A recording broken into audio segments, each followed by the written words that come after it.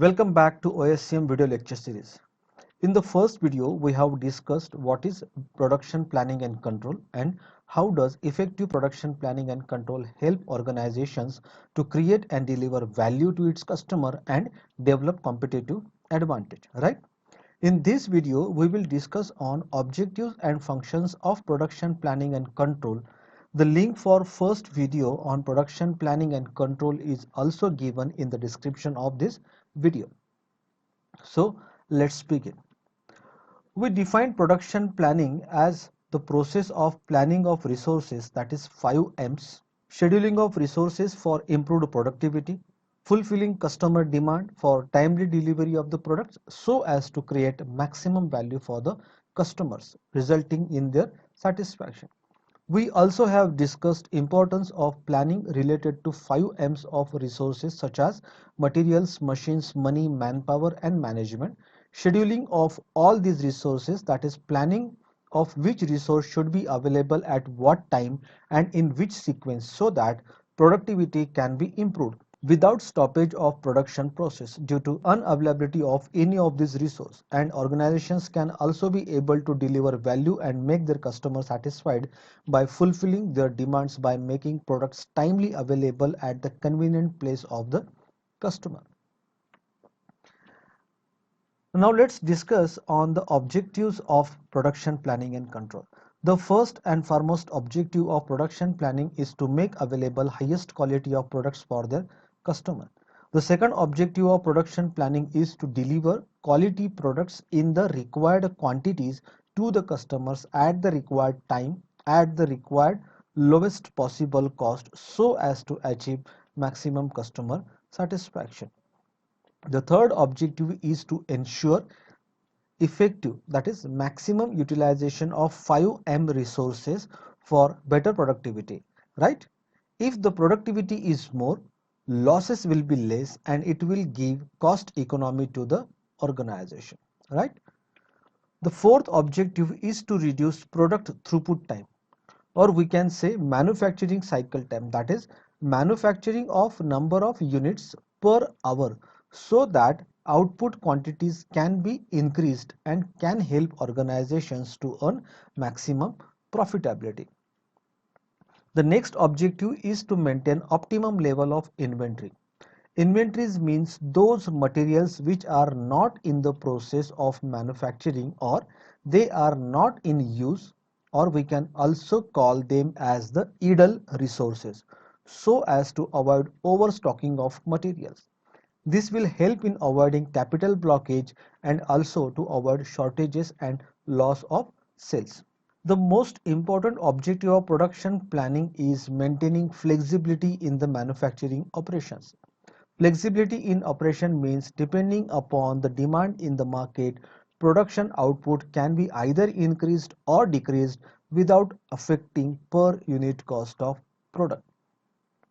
Another important objective of production planning is to have a better coordination between the manpower and machine and other supporting department for proper sharing of information which is collected from market regarding demand and effectively utilize of production resources.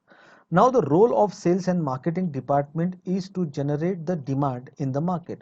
So what is the demanded quantity? What are customer expectations in the market? If all such information is collected from the market and shared with the production department, then proper production planning can be done and demand versus supply can be well maintained. Production planning is also related to planning of quantity of products matching to the requirement of market demand. As we discussed just now, if the product quality is maintained and customers are satisfied, then demand is going to rise in the future. Hence, the production capacity should also be designed and planned in such a way that it should able to fulfill the future requirement. Another important objective of production planning is to remove bottlenecks at all the stages of production and to ensure that production process is smooth. Bottleneck means any issue or problem that may affect the production process, right? Now, when bottlenecks are removed, there will be continuity in the production and supply of finished goods to the market. Demand of customers will be continuously fulfilled, and this will help organizations to maintain customer satisfaction for longer time, and organizations will also get business for longer time.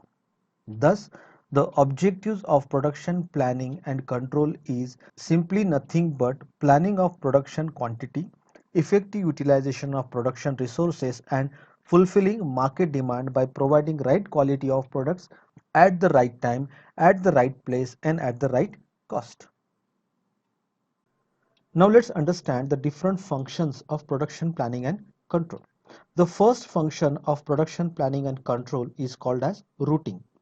Routing means defining the route, the sequence of machines and how materials will flow through each sequenced machine matching to the requirement of product.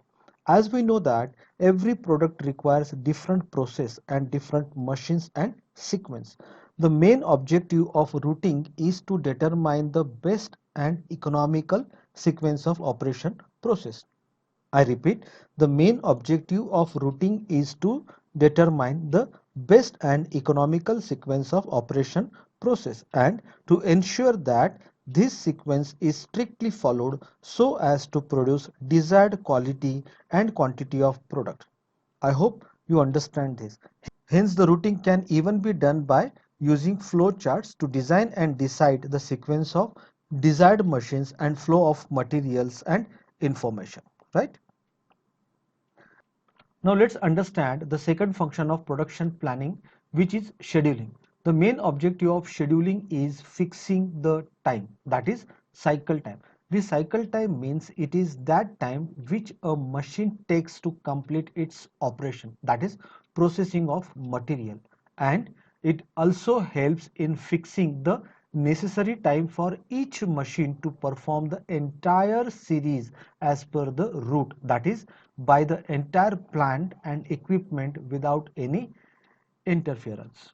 Hence, to schedule means fixing the amount of work which can easily be handled by plant and equipment without any interference. Scheduling is related to 1. Scheduling of physical plant facilities, that is organizing of machines and materials for the required production to process matching to machines plant capacity. Second, arranging manpower who possess the desired skills and experience to operate the equipment and perform the type of work involved in the production process. And lastly is arranging the required materials and parts for production process. The third function of production planning and control is dispatching. Dispatching is implementation phase, that is transition from planning into action according to schedule, right? Means whatever is planned by then putting it into action is called as dispatching. Thus, dispatching involves issue of production orders for starting the operations. Dispatching involves movement of materials to the different workstations, means to the machines where the process will happen on materials. Then the second function comes in dispatching. Movement of tools and fixtures which are necessary for each operation for maintenance and repair if required during the manufacturing process. In this phase, the actual operation work at each operation station begins. This function also involves recording of time and cost involved in each operation, as this will help to understand how much does it cost to each operation process, so that further analysis using activity based costing method how cost of each operation station can be reduced will be easily find out, and similarly actions can be taken to improve the cycle time so that response rate to the market can be better. Movement of work from one operation to another in accordance with the route sheet and inspecting or supervision of each work is also involved in dispatching function so as to speed up the process and reduce idle time in the production process. The fourth function is loading. Loading is the function where actual operation begins. Loading of materials in the machines which are arranged as per the required sequence for manufacturing of a particular product. Loading also determines who will do which work, as it is determined in routing. Who will do which work means allocation of responsibilities depending upon their expertise, skills and knowledge, so that the production process should begin smoothly and finish as per the scheduled time, right? The next comes is the follow-up function. The follow-up function is simply an examination process to see the progress of operation work, that is whether all machines are operated effectively and as per the plans or not. If any bottleneck, that is any problem is identified, removing that bottleneck in the flow of work and ensuring that the production is taking place in accordance with the plans. Then comes is evaluating. This evaluating function compares the planned quantity versus the output quantity so as to ensure that the organization is able to supply and fulfill the quantity which is demanded in the market. The next function is control function. The control function is to maintain optimum level of inventory to avoid shortages as well as overstocking of raw material as well as of the finished goods. The controlling process also ensures to get output of desired quality and quantity of the product. The last function of production planning and control is corrective measures, that is taking the corrective actions in case of problem situations, right? This can be done by adjusting the route, rescheduling of work, changing the workloads, repair and maintenance of the machineries or equipment, controlling over inventories and avoiding any deviation from the planning. Thus, controlling helps to correct the things in the way it is required to be done. Now let's see the levels of production planning and control. The first level is the strategic planning level, which is also called as a corporate level planning. This planning is done on longer time horizon where the top management are involved and where the strategic decision is taken up for either expansion or retrenchment, which is also called as divestment, which is exactly opposite to expansion. This strategic level planning is made according to the organization's mission, goals and objectives. For example, if any future technological advancement is proactively determined by the organization, adopting that technological change at earliest so as to match with the expected rise in the future demand and to achieve their vision. The second level of planning is called as a tactical planning, which is done at intermediate range, that is on medium range time horizon by the middle level management. These plans mainly focus on aggregate product planning rather than individual products. That means it is the planning that takes place at strategic business unit heads who does this planning for overall product segment they are dealing with to achieve the organizational goals and vision. For example, if a milk product manufacturing company has to do tactical planning, then the aggregate planning means production planning of milk, which is further divided into two types, that is toned milk and cream milk, plus production planning of curd, plus production planning of butter, plus production planning of all other milk products the company is producing and for which the demand forecasting is done by the company. Simply, aggregate planning is totaling of quantity of all the products for demanded period, which may be a demand for 3 months, 6 months, or it may be even for 1 year.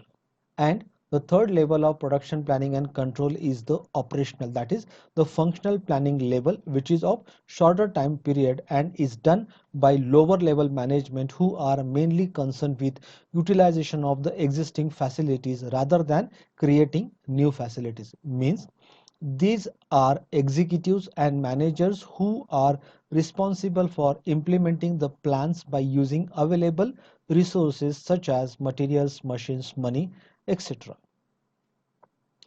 The production planning depends upon various other functions such as marketing function, which generates the demand and also does the demand forecasting. Thus, based on the demand forecasting, production planning is done.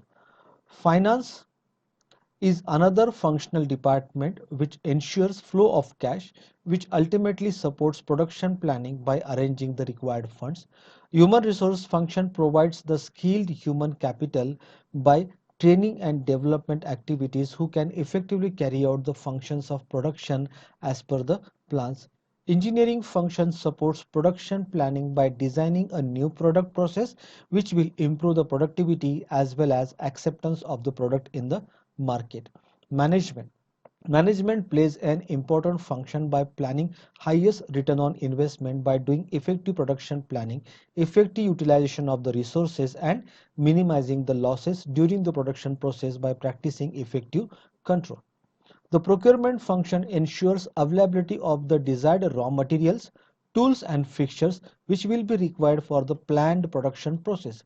This function also ensures continuity of supply of materials by effective supplier relationship management. And lastly is the production function, which is executing the production plan and supporting to achieve organizational goals and objectives by means of capacity planning and managing the inventories of materials including finished goods inventories. The production planning is based on following four important components. The first component is the forecasting of demand, which is related to predicting the demand of products and services so that effective production planning can ensure of manufacturing supply quantity versus demanded quantity in the market. The second important component is the aggregate planning. This we have already discussed that aggregate planning is related to totaling of all the products which are demanded in the market so that the production can be planned for all the products that belongs to the organization. The third function is master production schedule, that is MPS. Scheduling production for a day is called as a production schedule, and when such production schedule, if it is done for all the products for entire 3 months, 6 months or even for more than a year, it is called as a master production schedule. It is also called as master of all production schedule. And lastly is the material requirement planning, that is MRP1. Once the production is scheduled, it is required to ensure availability of the required materials, which is called as MRP1, that is material requirement planning. We have to remember that MRP1 is related to material requirement planning, as there is another terminology which is called as MRP2, which is manufacturing resource planning. Hope you understand the difference between MRP1 and MRP2.